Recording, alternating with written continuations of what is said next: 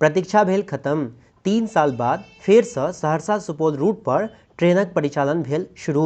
मिथिला के सुपौल जिला के बड़का लाइन सँ जोड़बाक सपना आखिर क पूरा भ गेल। सुपौल सँ सहरसा के लेल ट्रेन परिचालन शुरू क लेल गेल अछि। रेलवे स्टेशन के प्लेटफॉर्म नंबर 1 पर रवि का आयोजित एकटा समारोह में सांसद दिलेश्वर कामैत, विधान परिषद के कार्यकारी सभापति मोहम्मद हारून रशीद, विधायक अनिरुद्ध प्रसाद यादव, समस्तीपुर रेल मंडल के डीआरएम अशोक महेश्वरी हरियर झंडा देखा कर सवारी गाड़ी के विदा कैलनि। ट्रेन के विदा करे के समय ओना तो 12 बजे निर्धारित छल, लेकिन कार्यक्रम के लऽ कऽ 20 मिनट देरी सँ 12:20 पर विदा कराओल गेल।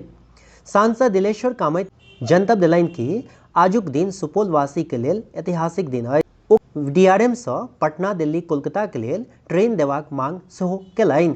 कार्यकारी सभापति मोहम्मद हारून रशीद जनतब देलनि कि आजुक दिन ऐतिहासिक अछि।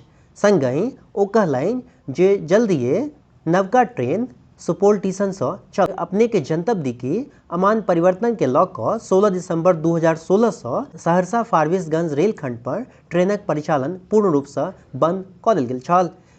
अखन एकटा जोड़ा ट्रेन सहरसा सँ सुपौल के लेल फेरा लगाओत।